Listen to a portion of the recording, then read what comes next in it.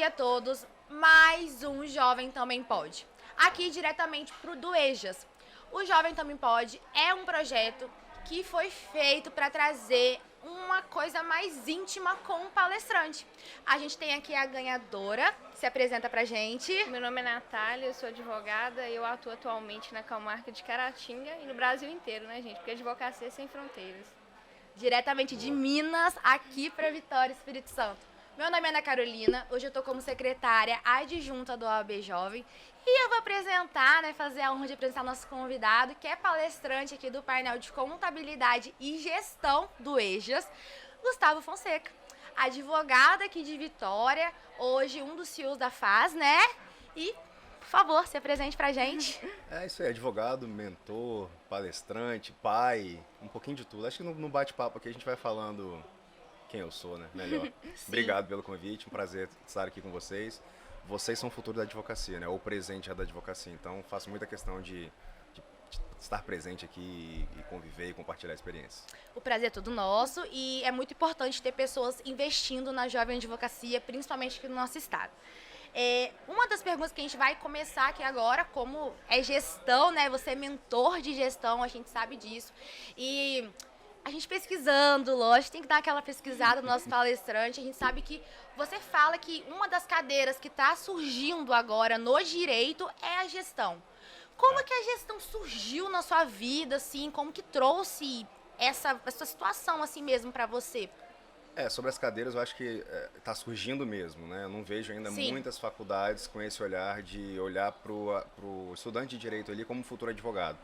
Eu vejo ainda olhar para o estudante um olhar muito como um futuro concurseiro, como um futuro, vamos preparar ele para passar na prova da OAB, até porque é assim que as faculdades são avaliadas no futuro, né? Elas não estão erradas, né?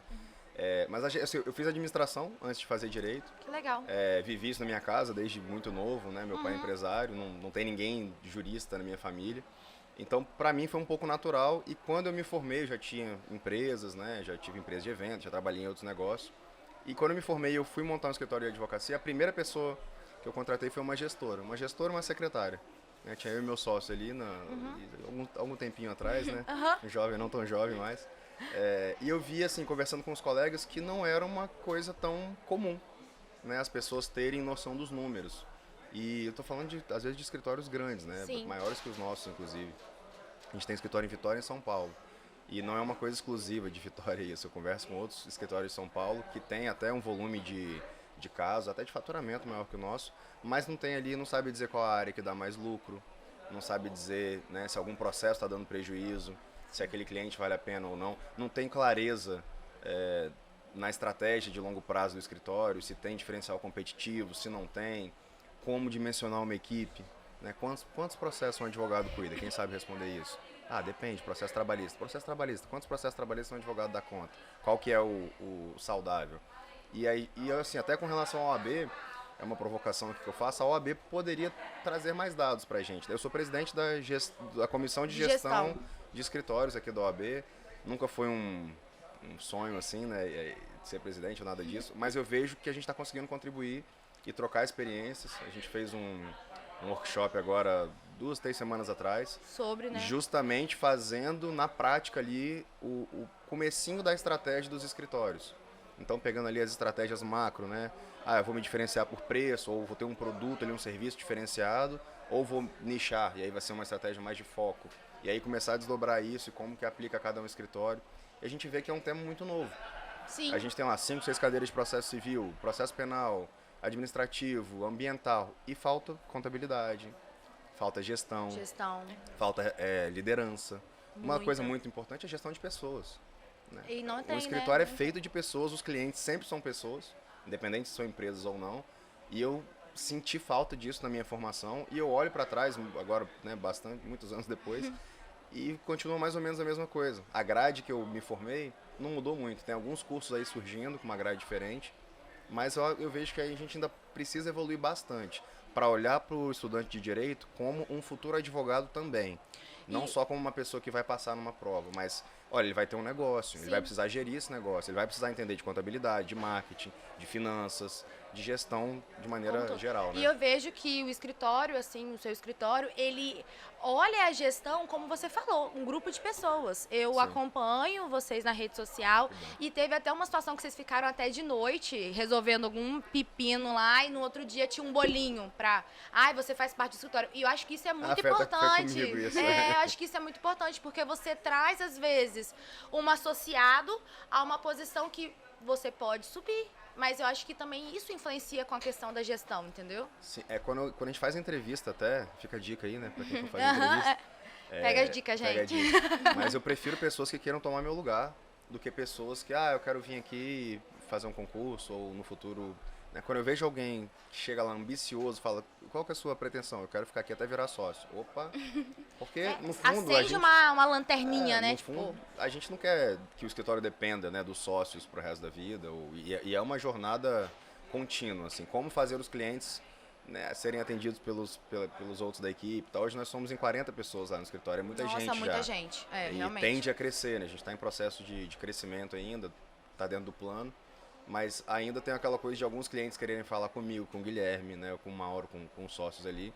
E isso é um projeto, um processo contínuo de extrair o que está na nossa cabeça, traduzir isso num método e aí treinar as pessoas, treinar, dar feedback, treina de novo, vai com o cliente junto, né?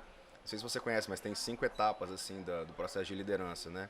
Que a primeira é eu faço, a segunda é eu faço, você assiste, a terceira é você faz e eu assisto. A quarta é você faz e eu não preciso mais de assistir. Na quinta, eu vou procurar novos negócios, novos clientes, novos mercados pra gente, enquanto grupo. Então, a gente está aí no meio dessa jornada. É um desafio, né? Lidar com pessoas é um desafio, tanto com o cliente quanto com a equipe interna. Mas a gente respeita muito as pessoas que estão com a gente. A gente fez muita questão sempre de ter uma cultura que valorize as pessoas de verdade. Não só nos momentos que elas vão bem, né? Não só no momento de dar um bônus, de reconhecer um trabalho bem feito, mas também quando precisa de apoio. Porque a gente sabe que a advocacia não é para qualquer um e também quem se dispõe a seguir nessa carreira tem muitos desafios emocionais. Existe. Né? O trabalho é duro, Com certeza. né? O trabalho é denso. A gente trabalha ali com auto de infração tributária, a gente trabalha com o Ministério Público, né, do Trabalho. Então, tem questões envolvendo empresas e famílias de empresários e de empregados dessas empresas que elas são tensas, não dá para negar isso. Então, ter um bom ambiente de trabalho, já que isso aqui não dá para mexer. A gente vai trabalhar com algo que é duro, que é tenso. Vamos pelo menos ter um bom ambiente de trabalho, aí eu digo, desde ergonomia, cadeira, mesa, telas boas, né, equipamentos bons, como também pessoas. Né, ter os momentos ali de confraternização, ter os momentos de descompressão, ter os momentos que a gente abre para as pessoas falarem, né, um momento sincerão a gente chama. Sim. Que é importante. Tem um canal, a gente tem um canal ali que é o como é que chama? É o Serviço de Atendimento Alface, SAF. Você entra lá, você pode colocar o que você quiser, sem se identificar e dizer, olha, não gostei da postura de alguém, ou sugiro tal melhoria. Então, assim, é uma evolução contínua. Até me perguntaram esses dias assim, cara, quando que o escritório ficou pronto? E não ficou ainda, né? E eu acho que não vai ficar nunca. O dia que a gente disser que está pronto, a gente vai parar no tempo. E até por isso que eu estou aqui próximo da juventude para aprender com vocês e trazendo lá para dentro do escritório. E com isso, eu até faço um gancho, né? Quais dicas você dá, assim, né, para advocacia, para jovem advocacia que está começando agora? Porque, querendo ou não, a maioria dos jovens advogados hoje são autônomos. A gente eu vi até uma pesquisa sobre isso, a gente entra no mercado autônomo. 64%, eu posso confirmar isso depois, mas salvo engano, 64% trabalham sozinho e dos outros restantes, né, para completar 100%, os outros 14% trabalham em até 3 pessoas. Então, você vai somar, dá quase 80% aí de pessoas que trabalham ou sozinho ou em até 3 pessoas. Que às vezes é um erro, porque nós, jovens advogados, quando a gente sai da faculdade, a primeira experiência que a gente tem é o autônomo. A gente vira um generalista, muitas vezes, a gente enfrenta o mercado sozinho, ou a gente faz uma sociedade que não dá certo. Porque sociedade, às vezes amigos à parte. Às vezes tem um amigo seu que você vai fazer uma sociedade, só que ele não tem um perfil de ser o seu sócio. E como gerir essa situação? Porque tem que ter um feeling, né? Você daria quais dicas para essa situação? Vou dividir em algumas. Você falou aí uns 4 temas, a gente não vai ter tanto tempo não assim vai ter, depois. Não. Inclusive me sigam lá, @FonsecaGustavo, eu vou deixando sempre umas pílulas ali de informação. Importante, gente. Quem se formou, a minha sugestão para sair da multidão é nichar. Encontrar um nicho que você se identifique. E aí, como encontrar um nicho? A melhor definição para você encontrar um nicho que faça sentido é respeita a sua história. O que você estudou e que você gostou, ou o que você viveu, onde você trabalhou. No meu caso, eu não tinha como ir para outro lado que não fosse atender empresas. Eu trabalhava em empresas, convivi isso com a minha vida inteira. Né? Um psicólogo, é natural que venha para o direito de família.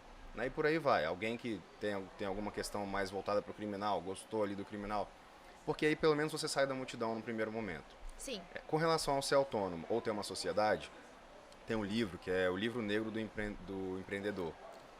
Que ele te dá lá 10 motivos para não ter um sócio. E aí no capítulo 2 ele fala assim, ó, se você passou até o capítulo 2 aqui, você decidiu ter um sócio, então eu vou te dar algumas dicas. Sim. Então sociedade só por ter, não vale a pena. Mas na minha visão, nós advogados, a gente ainda é muito individualista nesse aspecto. Não há um pensamento de abundância. Né? Então, eu me formei já com uma sociedade. A minha primeira sociedade deu certo? Não, nem a primeira nem a segunda. E a terceira já teve alteração. Então a sociedade é um organismo vivo, né? Nem sempre as pessoas que saíram com você ali da largada vão ser aquelas que vão chegar na primeira, na segunda, na terceira fase. E quando for fazer uma sociedade, não se associar simplesmente por amizade. Né? Todo mundo, pelo menos, aprendeu em teoria na faculdade o que é um acordo de sócios. O que minimamente um acordo de sócios vai prever? As regras ali da sociedade. Então sentar e listar quais são as expectativas com cada um, o que cada um vai entregar, como que vai ser deliberado os temas. Tem algum tema que a gente vai decidir separado? Porque também é comum que juntarem duas pessoas, cada um fica com 50%, e aí havendo divergência não há desempate. E aí começa uma briga. E importante, não deixe para fazer isso quando estiver chovendo. Tem um cliente meu que fala isso. A hora de consertar o telhado é quando está com sol. Quando está chovendo, não é hora de consertar o telhado. Então, antes de começar a sociedade, quando estiver planejando, vamos montar uma sala, vamos fazer uma sociedade, antes de fazer o contrato social, né, o documento ali na OAB, sentar e alinhar essas questões societárias da relação. Porque é um casamento, é uma espécie de casamento, você vai conviver com aquela pessoa, provavelmente mais do que com a sua família, esposa, marido, filhos, né, amigos, tende a ser cada vez mais. É comum que a gente comece a falar de trabalho até fora do escritório. Então, trabalho o dia inteiro, aí, vamos pro happy hour, vamos aí. Posso falar de trabalho rapidinho? Só 10 minutinhos de trabalho, depois a gente fala de outra coisa? Sim. Então, assim, escolher muito bem o sócio, para mim faz muito sentido, e fazer um bom acordo societário interno. Até para você dizer no futuro para o seu cliente, se você vier a trabalhar com isso, olha, o primeiro acordo de sócio que eu fiz foi o nosso. A primeira holding que eu fiz foi da minha família. O primeiro trabalho que a gente fez. Então, até hoje, eu não posso dar exemplos de outros clientes que eu fiz esse trabalho de proteção patrimonial. O meu eu posso, porque é meu. E eu posso mostrar, inclusive, documentos, estrutura. Então, resumindo assim, respeitar a sua história para escolher um nicho. Não escolher uma sociedade só para ter alguém, para não estar sozinho, mas eu sugiro que tenha sócio, eu gosto, é pessoal. Na minha visão, um sócio complementar. Eu tenho um sócio muito técnico lá que me complementa muito. E fazer um bom acordo, né, para começar essa sociedade. Acho que essas, no rapidinho, assim, é o que dá para entregar. Gustavo, você falou sobre ter um nicho de atuação, né? Porque isso é Sim. muito importante para a advocacia. E eu gostaria que você falasse como definir um nicho de atuação. É uma pergunta, essa é boa, hein? Boa pergunta. O nicho, assim, você pode ter um nicho bem específico, do tipo, eu trabalho com direito portuário. É um nicho e aí acabou, você já definiu muito bem.